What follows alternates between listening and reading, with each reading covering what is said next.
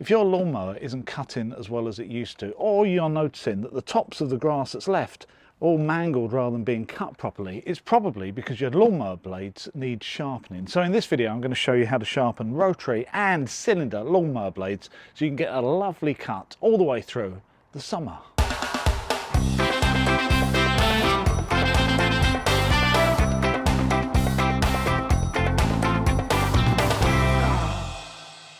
So let's start by having a look at a rotary mower, and this is my lightweight electric steel. And obviously the first thing I'm going to do is make sure that the battery is out and the key as well, so there's no chance of anything moving while I'm working on this. And obviously the same goes for a petrol engine rotary mower. You need to be 110% sure that nothing's going to move while you're working on the blade, so everything needs to be off. Spark plug out, absolutely no way that anything's going to move. Let's have a look at what I've got after about 2 years of no maintenance on this. Obviously I've got a build up of grass all the way around this casing here, which is pretty normal, and that's something that, there you go, that I'm going to have to clean out once I've attended to the sharpening of the blade. But one thing I can see immediately is this blade is in pretty poor condition. There's little dips and cuts all the way along, but that doesn't surprise me because I know that I've hit things that have been in the grass like stones over the last couple of years, so it's not surprising to have some pretty big knocks in the blade. And if you're one of these people that maintains your lawnmower monthly, then well done. For the other 99.9% of us that just uses it as much as we can and then just shoves it back in the shed, now's the time, I think, for me to have a look at it and sort this out. So the other thing I can see here is that I've got a bit of string or twine or nylon or something wrapped around the blade, so that's not really helping at all. So the first thing we're going to do, obviously, is take it off.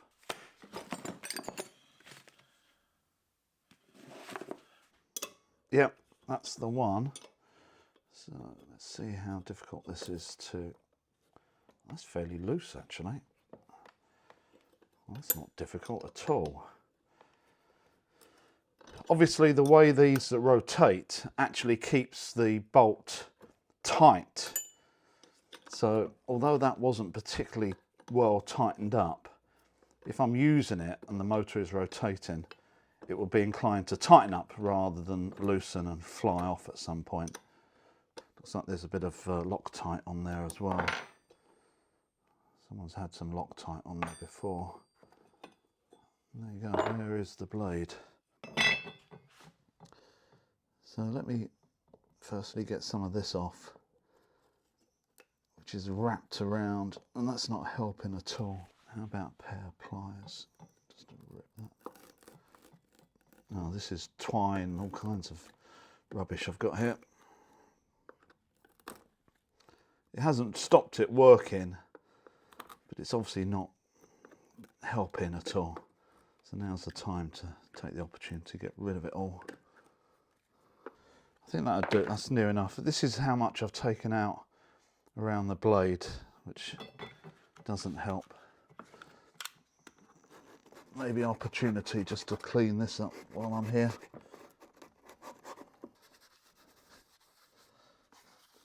It's a bit tidier behind the blade anyway. Just going to pop that back on so I don't lose it. Let's get on with sharpening the blade. So I suppose in theory you could actually do this by hand if you've got a file and you've got the time to do it. Obviously I've got an angle grinder, which means it's going to be a lot quicker rather than doing it by hand. And instead of using a standard grinding blade, which is pretty brutal and will take off quite a lot of material fairly quickly, I'm actually going to be using a flap blade. And it looks like this, and it's actually just made up of lots of little flaps of, basically you call it sandpaper or emery paper. Now this isn't going to cut and remove as much material as a standard grinding disc, and that's exactly what I want. I don't want to remove too much material, else the blade's going to go out of balance. One end's going to be heavier than the other and the whole thing's going to be rocking around all over the place. So really I just want to tidy it up and get rid of some of those burrs. I don't want to make it perfect. It doesn't need to be like a knife to cut grass. I just want it better than it is at the moment. And this is going to remove a lot less material than your grinding disc, but it is going to be a lot more sympathetic to your blade.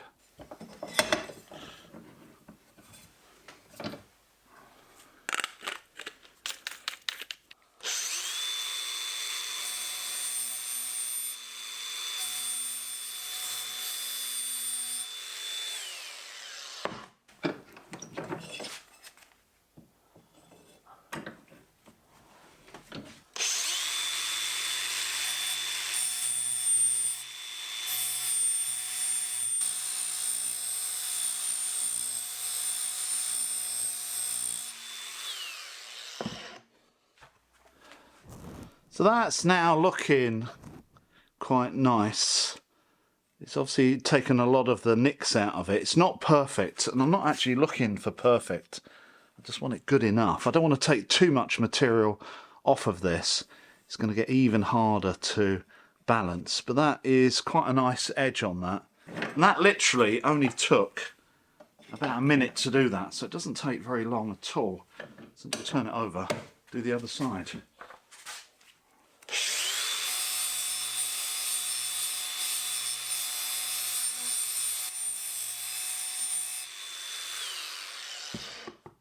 And because I've taken off such a small amount of material on each of these blades, I can't believe it's affected the balance at all. And I did try to take off the same amount, but I will check very, very roughly. This isn't a perfect way of checking, but it does look pretty much balanced. If it's not, when I start using it in the mower will tell me very quickly due to the vibration. And that's a great thing about using one of these flappy discs. It doesn't take off that much material, so you can be quite controlled without taking off too much, especially if you're not used to using an angle grinder. So I'm going to put this back on, double check it all works, and then move on to the cylinder mower.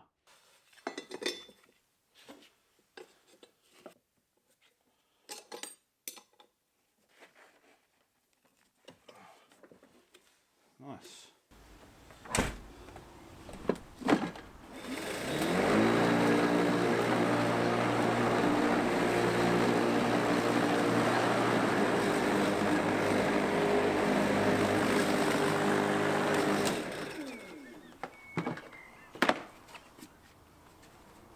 Those cut-ins look fairly nice and clean. So that's that one done, happy with that. So next is cylinder.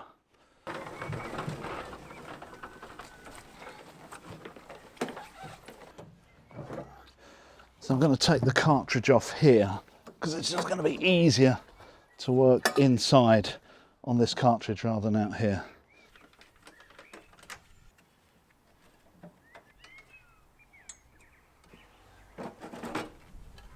So I've just given this a proper clean, but I haven't adjusted it. This is exactly how it's come off my mower, which I don't think it's cut in properly at the moment. If I twist it around, I can hear that it's actually touching the bottom blade. So maybe not consistently. So let's just start by doing the paper cut-in test. So we do one at each end and in the middle. That didn't cut. That definitely didn't cut. And neither did that. But I can adjust how close they are to the bottom plate there, just by giving this a click or two, and that forces the blades down closer to the plate. And you see that it's starting to jam up, although it's not cutting. So yes, that is cutting. Middle, a long way out. That's just pushing the paper over. And this end, so that's cutting. So we've now got into a position where both ends are cutting, but the middle isn't. And it's quite noisy as well, which means either the bottom plate is bowed and the cylinder is away from the bottom plate, touching at both sides but not in the middle, or the other way round. And I haven't had a look through the bottom plate, it's absolutely dead straight, which means the cylinder has worn in the middle and worn less at either side. So now isn't a cylinder anymore, it's got a sort of concave in the middle. So it doesn't matter how many times I adjust these screws now and push it to the bottom plate, it's just not going to cut evenly throughout. And that's exactly what I found. This isn't the first time that I've been through this process, and it doesn't matter how much I adjust it, it just won't cut evenly all across the width of the blade. So what we need to do is we need to grind down the blades and essentially put the cylinder back to a perfect cylinder rather than one that's got a bit of a dip in the middle, and that's why it's not cutting. Now there's two ways of doing this. The first way, which is what I'd call the proper way, is to dismantle it, send this off to a service centre. They essentially put it onto a lathe, take 0.5 millimetre or millimetre off of each one of these blades while it's turning, and send you it back perfectly cylindrical. You can put it back in, you can adjust it, and it will work absolutely perfectly with nice sharp blades. Now that's fine, but we haven't all got the time or the money, especially in the middle of summer, to do that. But there is another way of doing it that gets you maybe 80% of the way there, and it's called backlapping. And the process is essentially turning the cylinder backwards and using the bottom cutting bar to actually grind the blades down so the blades then match the profile of this bar. And if this bar isn't quite straight because you've got some damage on it, it will work quite well because it will basically profile your blades to match this cutting bar. Let me explain how it works. So backlapping is essentially grinding down these blades of the cylinder to match this bottom blade by using this bottom blade to help grind them down.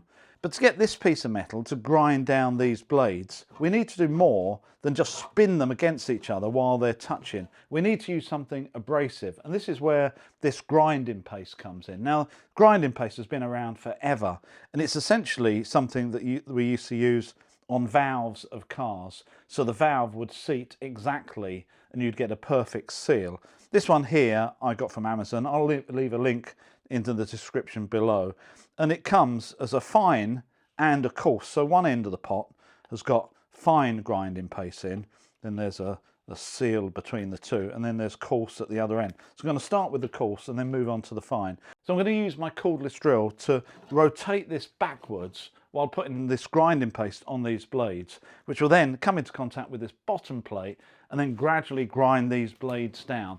And as they grind down, I'll keep the pressure on it just by every now and again just putting one click on these adjusters, which moves the blades closer to this bottom blade. And I'll do that until I feel that I've got a proper cylinder and it's all touching, and then we can test it again. The first thing you need though is a socket to fit that.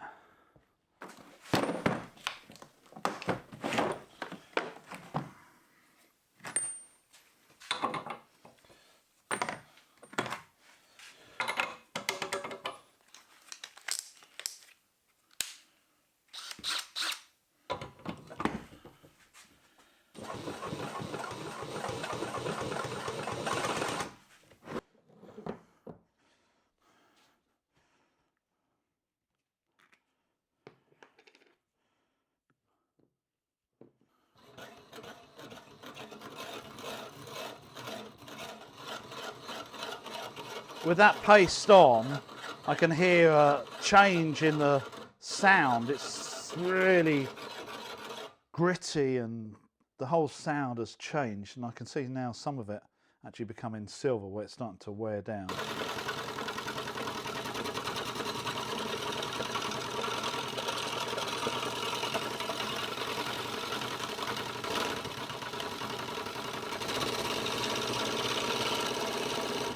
So after a little bit, the whole rotation gets a lot easier, which means it's being worn down. I can actually see the edges of the blades are actually shiny because they're starting to wear. It also means you need to tighten it up to move the blades a little bit closer to the bottom cutter so they continue to push against it. Let's keep going.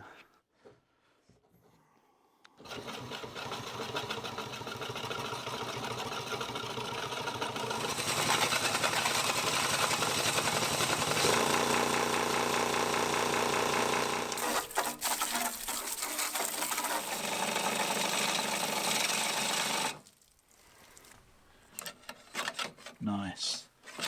Nice. Hey, lovely. That is a lot better than it was.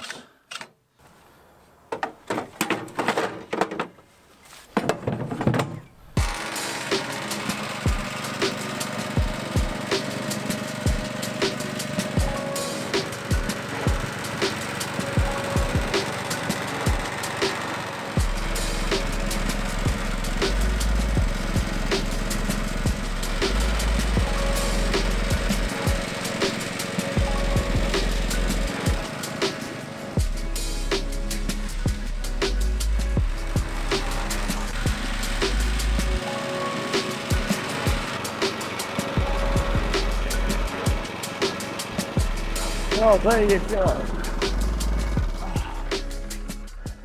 Well, that made such a big difference. I know it cut the paper, but that's nothing compared to knowing how it cuts, because I use this all the time. It's sort of gone back to what it was like when I first bought it, and the grass clippings are really, really fine, and it's just working nicely. But the proof is in what it looks like, so come and have a look. So this is the finished product, and I must say the lines are a lot cleaner and the cut is a lot better than it was last week. It's really solved some of the problems I was having with it. So glad that I've actually bothered to do that backlapping. So if you have a cylinder mower, I would highly recommend trying this out, because suddenly it's like having a brand new machine again. And for those of you still watching this deep into one of my videos, you might remember a few weeks ago I put compost on this part of the lawn, and I said I'd show you how it's getting on. Well, from this angle you can see it's fairly green, but what you wouldn't have known in the video is that half of my lawn I put compost on and the other half I didn't. I'll show you what it looks like and you can decide whether it's worth putting it on. I hope you've enjoyed this video. I will see you next time.